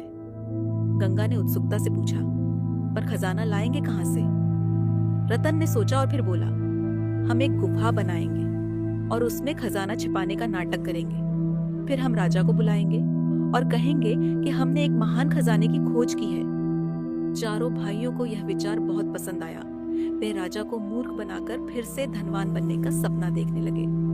गुफा की खुदाई और मूर्खता की शुरुआत। चारों भाई जंगल में घूमने लगे, यह देखने के लिए कि उन्हें कोई प्राकृतिक गुफा मिल जाए जिसे वे अपना रहस्यमयी खजाने की गुफा घोषित कर सके। कुछ देर बाद भीखा को एक छोटी पहाड़ी के नीचे एक गड्ढा मिला। भाइयों, देखो, यह एक गुफा जैसी दिखती है। गंगा ने झुककर देखा और कहा, पर यह तो बहुत छोटी है, इसे बड़ा करना होगा। रतन ने हाथ में एक लकड़ी लेकर जमीन पर ठोका और गर्व से कहा, तो हम इसे खुद ही खोदेंगे और इसे एक असली गुफा बना देंगे। चारों भाई मिलकर गड्ढे को और बड़ा करने लगे। उन्होंने कुदाल और फावड़े लेकर मिट्टी खोदनी शुरू कर दी। मोहन को खुदाई करते हुए एक बड़ा पत्थर मिला। भाई, यह पत्थर तो बहुत भारी है, अगर हम इसे यहाँ रख देंगे तो लगेगा कि यह गुफा का दरवाजा है। रतन ने मुस्कुराकर कहा, बहुत बढ़िया, इससे गुफा और असली लगेगी। चारों भाई जोश में आकर पूरी ताकत से गुफा की खुदाई करने लगे। खजाने का इंतजाम। गुफा तो बन गई, लेकिन अब असली समस्या थी, उसमें खजाना कहाँ से लाया जाए? गंगा ने मासूमियत से कहा, अगर गुफा में खजाना नहीं होगा तो राजा हमारी बात पर यकीन क्यों करेगा? भीखा ने सिर खुजलाते हुए कहा, हमें कुछ ऐसा सामान रखना होगा जो दिखने में खजाने जैसा लगे। रतन को एक और बेवकूफी भरा विचार आया। हम कुछ पुराने बर्तन, मिट्टी के घड़े और टूटी हुई तलवारें रख देंगे और राजा को कहेंगे कि यह हजारों साल पुराना खजाना है। मोहन को यह विचार बहुत पसंद आया। हाँ, और हम इन पर थोड़ा सा सोने का पानी चढ़ा देंगे ताकि यह असली सोने जैसा दिखे। चारों भाई पास के गांव गए और कुछ पुराने घड़े और मिट्टी के बर्तन खरीदे। फिर उन्होंने उन्हें मिट्टी और धूल से ढक दिया ताकि वे पुराने दिखें। भीखा ने एक चमकती हुई पीतल की थाली उठाई और गर्व से कहा, देखो, यह राजा को बेवकूफ बनाने के लिए बिल्कुल सही है। गुफा का रहस्य फैलाना। अब गुफा तैयार थी, खजाना रखा जा चुका था और चारों भाई राजा को बुलाने के लिए तैयार थे। लेकिन उन्हें डर था कि अगर राजा को पहले से गुफा के बारे में पता नहीं होगा तो वह आने से मना कर सकता है। रतन ने कहा, हमें इस गुफा के बारे में गांव में अफवाह फैलानी होगी। चारों भाई गांव लौटे और अलग अलग जगहों पर खड़े होकर ऊंची आवाज में बोलने लगे। क्या तुमने सुना? जंगल में एक रहस्यमयी गुफा मिली है। कहते हैं कि वहां हजारों साल पुराना खजाना छिपा है। जो भी वहां गया वह अमीर बनकर लौटा। गांव के लोग उनकी बातों को सुनने लगे और धीरे धीरे यह अफवाह पूरे इलाके में फैल गई। अब वे राजा के पास जाने के लिए तैयार थे। राजा का बुलावा और दरबार में हंगामा। चारों भाई राजा के महल पहुंचे और घबराते हुए बोले, महाराज, हमें जंगल में एक बहुत पुरानी गुफा मिली है जिसमें अनमोल खजाना छिपा है। राजा रणधीर सिंह ने भौहें उठाते हुए पूछा, खजाना? कैसा खजाना? मोहन ने उत्साह से कहा, महाराज, यह खजाना हजारों साल पुराना है। हमने उसे अपनी आंखों से देखा है। राजा थोड़ा सोच में पड़ गया। अगर यह सच है तो हमें खुद जाकर देखना होगा। चारों भाइयों ने मुस्कान छुपाते हुए सिर हिलाया। जी महाराज, हम आपको वहां ले चलेंगे। राजा ने तुरंत अपने सैनिकों को बुलाया और जंगल की ओर जाने का आदेश दिया। गुफा में प्रवेश और मूर्खतापूर्ण खुलासा। चारों भाई राजा और उसकी सेना को गुफा तक ले गए। गांव के लोग भी तमाशा देखने के लिए वहां आ पहुंचे थे। राजा ने गुफा का निरीक्षण किया और पूछा, खजाना कहाँ है?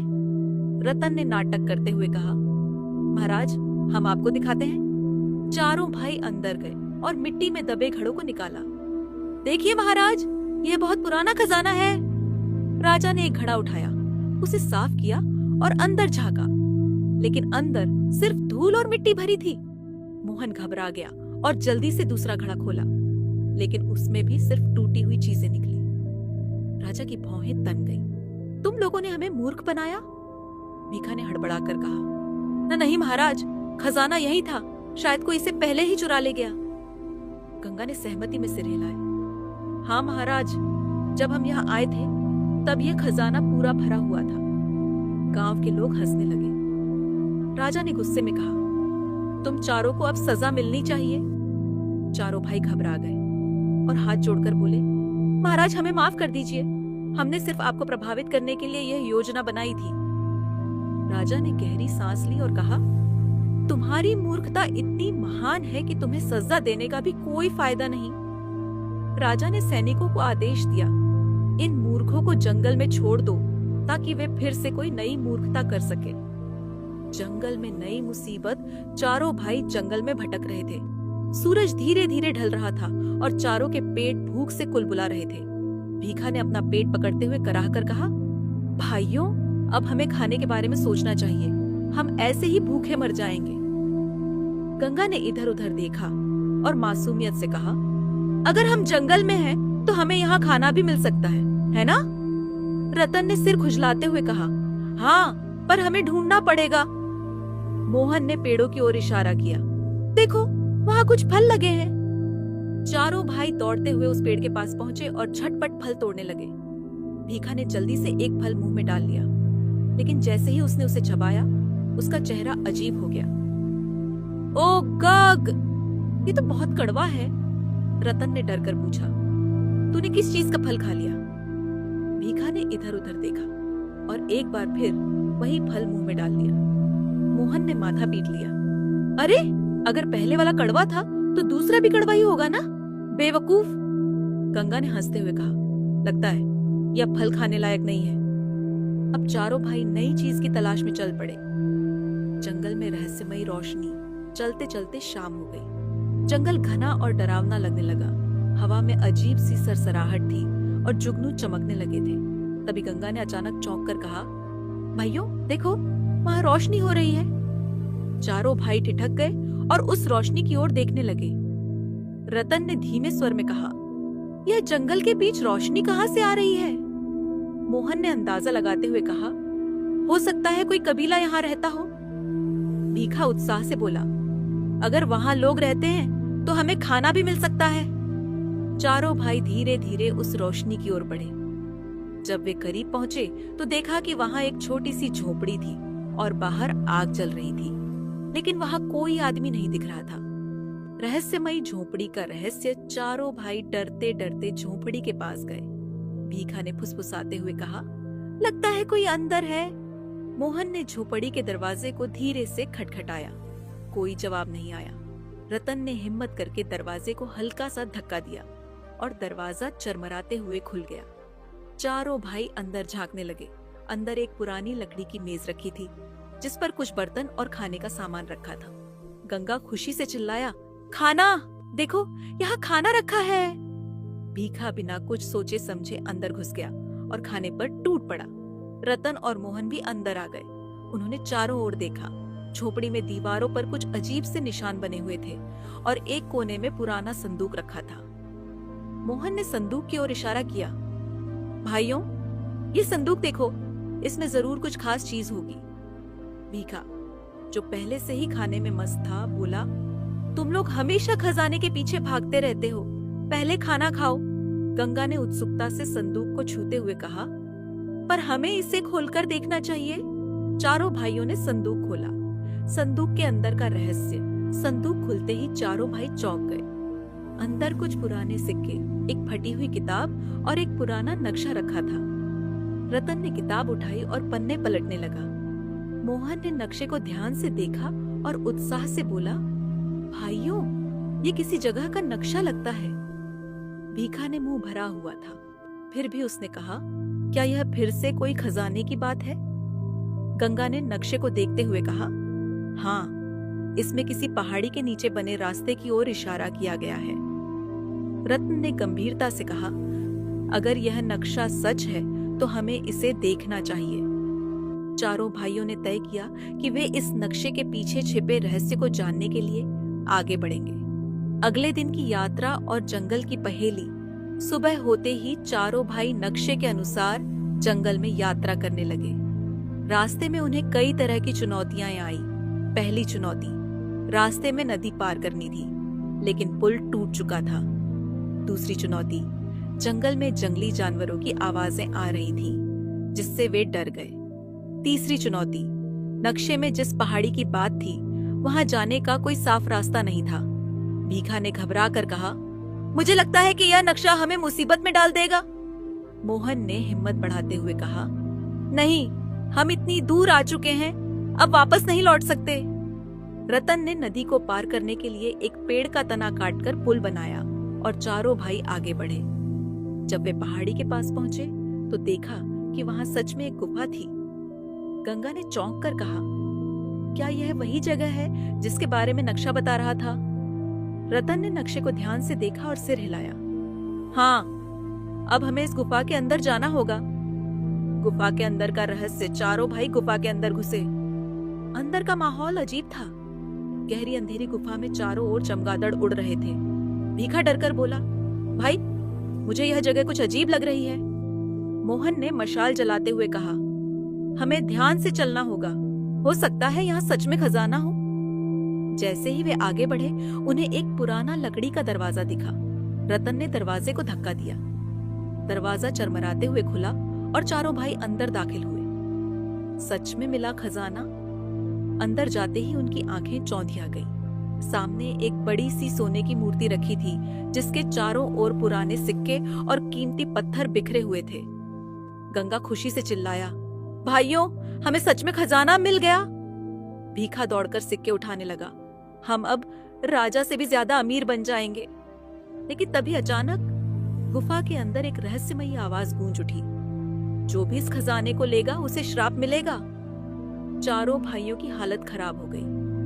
अब क्या होगा? क्या चारों भाई खजाना लेकर बाहर निकल पाएंगे या यह श्राप उनकी नई मुसीबत बन जाएगा? गुफा में फैला डर और मूर्ख भाइयों की दुविधा चारों भाई खजाने को देखकर फूले नहीं समा रहे थे। लेकिन जैसे ही वह आवाज गूंजी, उनकी टांगें कांपने लगी। भीखा ने सिक्कों को उठाते उठाते घबराकर पूछा, भाइयों, क्या यह सच में श्रापित खजाना है? गंगा ने अपने चारों ओर देखा और धीमी आवाज में कहा, हमने तो पहले भी कई बार मूर्खताएं की हैं, पर कभी किसी श्राप का सामना नहीं किया। रतन ने खुद को संभालते हुए कहा, यह सब बकवास है।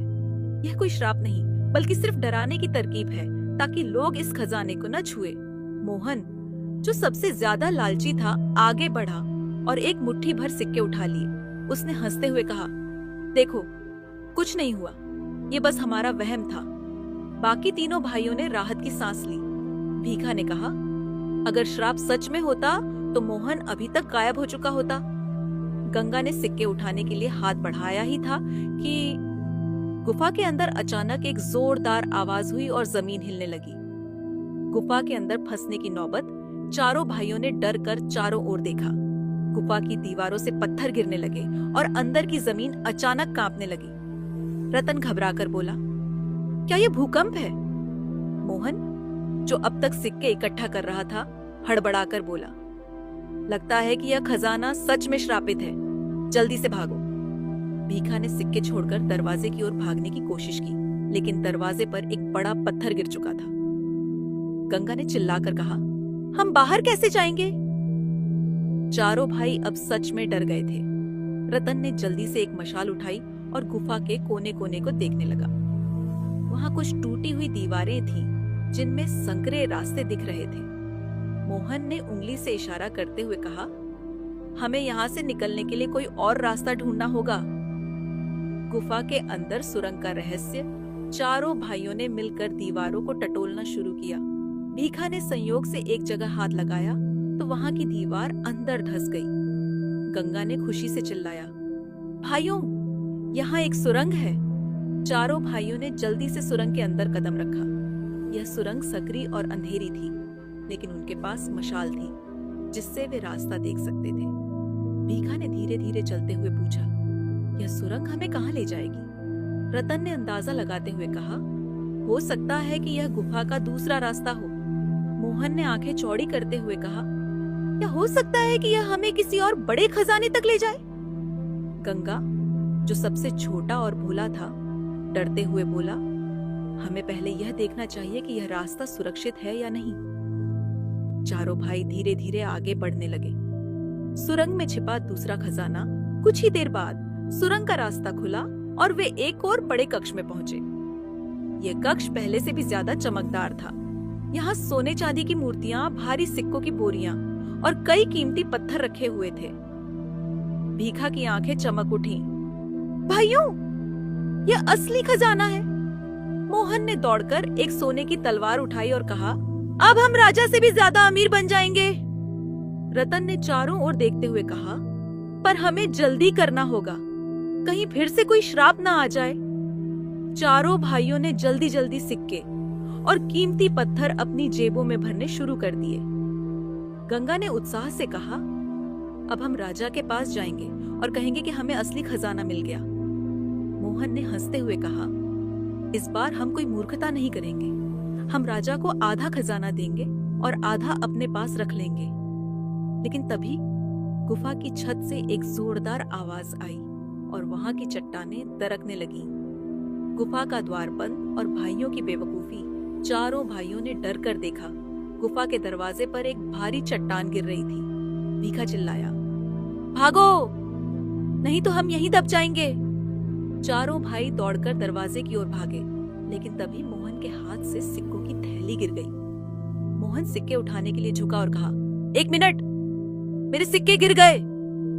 रतन गुस्से से चिल्लाया, अरे मूर्ख, जान बचाना जरूरी है या सिक्के? गंगा ने मोहन को खींचा और चारों भाई पूरी ताकत से दौड़े।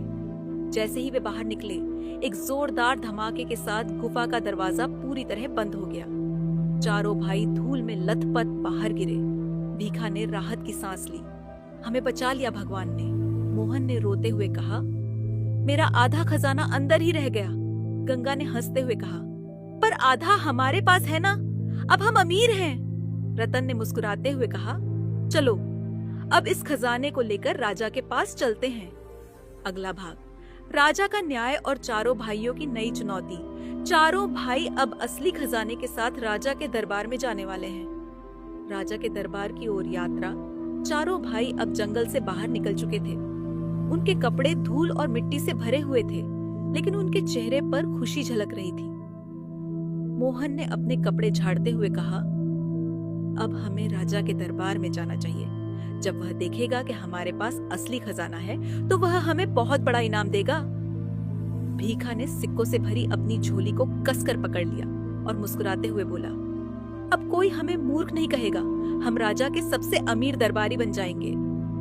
गंगा, जो सबसे छोटा था, थोड़ी चिंता में था। उसने धीरे से कहा, पर भाइयों, अगर ये खजाना सच में श्रापित हुआ तो? रतन ने हंसते हुए उसकी पीठ थपथपाई। अरे मूर्ख, अगर ये श्रापित होता तो अब तक हम पत्थर बन चुके होते। चारों भाइयों ने अपनी झोली संभाली और राजा के महल की ओर चल पड़े।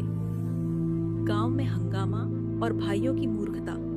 रास्ते में वे अपने गांव से गुजरे। जब गांव वालों ने देखा कि चारों भाई सोने और चांदी के सिक्कों से भरी झोली लेकर आ रहे हैं, तो वे आश्चर्य से उनकी ओर देखने लगे। गांव के एक बुजुर्ग ने पूछा, अरे तुम चारों यह सोना कहां से लाए? भीखा ने गर्व से कहा, हमने जंगल में एक गुफा से खजाना ढूंढ निकाला है। गंगा ने हंसते हुए जोड़ा, अब हम इस गांव के सबसे अमीर लोग हैं। गांव के लोग यह सुनकर चकित रह गए। कुछ को विश्वास नहीं हुआ, लेकिन कुछ ने उनकी झोली में झांककर चमकते हुए सिक्के देख ली। तभी गांव का एक चालाक आदमी भोलू साहूकार आगे बढ़ा। उसने आंखें घुमाते हुए कहा, अगर तुम इतने अमीर हो गए हो तो क्यों ना तुम मुझे कुछ सोने के सिक्के उधार दे दो, मैं बाद में ब्याज समेत लौटा दूंगा। चारों भाइयों ने एक दूसरे की ओर देखा। मोहन, जो सबसे ज्यादा लालची था, तुरंत बोला, ना नहीं, यह खजाना राजा के लिए है, हम इसे बांट नहीं सकते। लेकिन भीखा ने मूर्खता भरे अंदाज में कहा, पर अगर हम कुछ सिक्के दे भी दें तो क्या फर्क पड़ेगा? राजा के पास तो और भी बहुत सारा सोना है। रतन ने सिर हिलाया, हाँ, पर हमें इसे संभाल कर रखना चाहिए। अगर हमने अभी ही लुटा दिया तो राजा के पास क्या दिखाएंगे? गांव वालों को समझ आ गया कि चारों भाई मूर्ख हैं और आसानी से बहकाए जा सकते हैं। भोलू साहूकार ने तुरंत योजना बनाई कि किसी भी तरह इनसे कुछ सिक्के ऐंठे जाएं। खजाने की चोरी और भाइयों की नासमझी। रात होते ही चारों भाई गांव के पास एक पेड़ के नीचे सो गए। वे राजा से मिलने के लिए सुबह निकलने वाले थे, लेकिन जैसे ही वे गहरी नींद में सो गए, भोलू साहूकार और उसके कुछ साथियों ने उनकी झोली चुरा ली। सुबह जब भीखा उठा और अपनी झोली टटोलने लगा तो वह चौंक कर चिल्लाया, अरे हमारा खजाना कहाँ गया? गंगा घबराकर उठा और चारों भाइयों ने अपनी झोली की तलाश शुरू कर दी। मोहन ने सिर पकड़कर कराहते हुए कहा, जरूर किसी ने इसे चुरा लिया। रतन ने तुरंत कहा, हमें राजा के पास जाना चाहिए और शिकायत करनी चाहिए। गांव के लोग वहां इकट्ठे हो गए और नाटक करने लगे कि उन्हें कुछ पता नहीं। भोलू साहूकार आगे आया और बनावटी सहानुभूति जताते हुए बोला, अरे भाइयों, लगता है किसी चोर ने तुम्हारा खजाना चुरा लिया। तुम्हें तुरंत राजा के पास जाना चाहिए। चारों भाई घबराए हुए राजा के महल की ओर भागे। राजा का न्याय और भाइयों की मूर्खता उजागर राजा रणधीर सिंह अपने विशाल दरबार में बैठे थे। चारों भाई हाँफते हुए दरबार में पहुंचे और चिल्लाने लगे, महाराज, हमारे साथ बहुत बड़ा अन्याय हुआ है। राजा ने भौहें चढ़ाकर पूछा, क्या हुआ? अब क्या मूर्खता कर बैठे? मोहन ने रोते हुए कहा, महाराज, हमने जंगल में एक गुफा से खजाना निकाला था, लेकिन किसी ने उसे चुरा लिया। रतन ने तुरंत जोड़ा, अगर हमें वह खजाना वापस नहीं मिला तो हम राजा के दरबार में क्या दिखाएंगे? राजा को यकीन नहीं हुआ। उन्होंने सख्ती से पूछा, तुम्हारे पास खजाना आया कैसे? गंगा ने मासूमियत से कहा, हमने जंगल की एक गुफा में इसे पाया था। पहले तो हमें एक रहस्यमयी आवाज सुनाई दी, लेकिन फिर हमने सिक्के उठा लिए। राजा ने अपनी कुर्सी से उठते हुए कहा, तो तुम्हें लगा कि तुम श्रापित खजाना उठाओगे और कुछ नहीं होगा? भीखा ने सिर झुका लिया और धीरे से बोला, हमें लगा था कि यह बस एक अफवाह है। राजा ने दरबार में हंसी रोकते हुए सैनिकों को आदेश दिया, गांव में जाकर पता लगाओ कि इन मूर्खों का खजाना किसने चुराया है। सैनिक तुरंत गांव पहुंचे और थोड़ी ही देर में भोलू साहूकार को पकड़कर दरबार में ले आए। न्याय और भाइयों की नई मुश्किलें। भोलू साहूकार ने झूठ बोलने की कोशिश की, महाराज, मैं निर्दोष हूँ, मुझे कुछ नहीं पता। लेकिन सैनिकों ने उसके घर से चोरी के सिक्के बरामद कर लिए थे। राजा ने गुस्से से कहा, तुम्हें इसकी सजा मिलेगी। इन चारों भाइयों को उनका खजाना वापस करो। भोलू ने सिक्के लौटा दिए। लेकिन तभी अचानक दरबार में अजीब सी हवा चलने लगी और वही रहस्यमयी आवाज फिर से गूंजी, जो भी इस खजाने को लेगा वह श्रापित होगा। चारों भाइयों की हालत खराब हो गई। मोहन घबराकर बोला, महाराज, हमें यह खजाना नहीं चाहिए, यह सच में श्रापित है। राजा ने हंसते हुए कहा, अरे मूर्खों, यह श्राप नहीं बल्कि हवा में गूंजने वाली गुफा की गूंज थी। गंगा ने राहत की सांस ली और धीरे से पूछा, तो अब यह खजाना किसका होगा? राजा ने मुस्कुराकर कहा, यह खजाना अब राजकोष में रखा जाएगा और इसका इस्तेमाल प्रजा की भलाई के लिए किया जाएगा। अगला भाग, चारों भाइयों की नई मूर्खतापूर्ण योजना। चारों भाइयों का खजाना तो चला गया, लेकिन क्या वे अब समझदार बनेंगे या फिर कोई नई मूर्खता करने के लिए एक और योजना बनाएंगे? राजा का अंतिम फैसला और चार भाइयों की प्रतिक्रिया। राजा रणधीर सिंह ने दरबार में ऐलान किया, अब यह खजाना प्रजा की भलाई के लिए इस्तेमाल किया जाएगा और तुम चारों भाइयों को इस बार कोई इनाम नहीं मिलेगा। चारों भाई हैरान रह गए। मोहन ने घबराकर कहा, महाराज, हमने इतनी मेहनत से यह खजाना ढूंढा था, हमें कुछ तो मिलना चाहिए। भीखा ने हाथ जोड़ते हुए कहा, हम फिर से गरीब हो जाएंगे। गंगा ने मासूमियत से कहा, हमने श्रापित खजाने को अपने पास रखा, इतनी हिम्मत भी तो दिखाई थी। राजा ने हंसते हुए कहा, हिम्मत नहीं, मूर्खता। तुम चारों हमेशा अपनी नासमझी के कारण मुसीबत में फंसते हो और फिर किसी तरह बच जाते हो। रतन ने धीरे धीरे सिर झुका लिया। उसे पहली बार एहसास हुआ कि सच में वे कितनी बार मूर्खता कर चुके हैं। राजा ने गहरी आवाज में कहा, अगर तुम चारों वाकई अमीर बनना चाहते हो तो मेहनत करो, खजाने और शॉर्टकट के पीछे मत भागो। चारों भाई पहली बार सोच में पड़ गए। पहली बार सही रास्ते पर चलने की कोशिश। राजा के दरबार से निकलने के बाद चारों भाई गांव लौट आए। वे पहले बहुत निराश थे, लेकिन इस बार उनकी बातचीत में कुछ अलग ही बात थी। रतन ने सोचा समझा और कहा, शायद राजा सही कह रहे थे, हमें मेहनत करनी चाहिए। मोहन, जो हमेशा लालची रहता था, उसने भी सिर हिलाया। हाँ, बार बार मूर्खता करके हमें कुछ हासिल नहीं हुआ। भीखा ने गहरी सांस लेते हुए कहा, तो क्या अब हम कोई नई मूर्ख योजना नहीं बनाएंगे? गंगा ने मासूमियत से कहा, पर फिर हमारा जीवन मजेदार कैसे रहेगा? चारों भाई पहले तो हंस पड़े, लेकिन फिर उन्होंने फैसला किया कि अब वे मेहनत करेंगे और सच में अपनी बुद्धि का सही इस्तेमाल करेंगे। एक नई शुरुआत। चारों भाइयों ने एक छोटी सी दुकान खोलने का फैसला किया। वे अब ईमानदारी से काम करना चाहते थे। रतन ने कुम्हार का काम सीखा और मिट्टी के बर्तन बनाने लगा। मोहन ने लकड़ी का सामान बनाना शुरू किया। भीखा ने गाय भैंस पालकर दूध बेचना शुरू किया। गंगा ने मिठाइयां बनाकर गांव में बेचना शुरू किया। धीरे धीरे उनकी दुकानें चलने लगी। अब लोग उन्हें मूर्ख नहीं कहते थे, बल्कि उनकी मेहनत की सराहना करने लगे थे। अंतिम सबक और खुशी की जिंदगी। एक दिन राजा रणधीर सिंह गांव में आए। उन्होंने देखा कि चारों भाई अब मेहनत से जीवन बिता रहे हैं। राजा ने मुस्कुराते हुए कहा, तो आखिरकार तुम चारों ने समझदारी से जीना सीख लिया? रतन ने सिर झुकाकर कहा, हाँ महाराज, हमने समझ लिया कि कोई भी चीज मेहनत से ही मिलती है। मोहन ने हंसते हुए कहा, अब हम कोई मूर्खतापूर्ण योजनाएं नहीं बनाते। भीखा ने जोड़ते हुए कहा, पर कभी कभी हंसी मजाक के लिए थोड़ा मूर्ख बनने में कोई बुराई नहीं। गंगा ने चहकते हुए कहा, हाँ, लेकिन अब हम समझदारी वाली मूर्खता करते हैं। राजा ने ठहाका लगाकर हंसते हुए कहा, तो अब मैं तुम्हें एक इनाम देता हूँ। तुम चारों अब मेरे राज्य के स्मार्ट मूर्ख कहे जाओगे। गांव के सभी लोग हंस पड़े। चारों भाई अब अमीर तो नहीं थे, लेकिन वे खुश थे, संतुष्ट थे और सबसे जरूरी बात, वे अब सच में समझदार बन चुके थे। और इस तरह चारों मूर्ख भाइयों की मूर्खताओं का सफर समाप्त हुआ।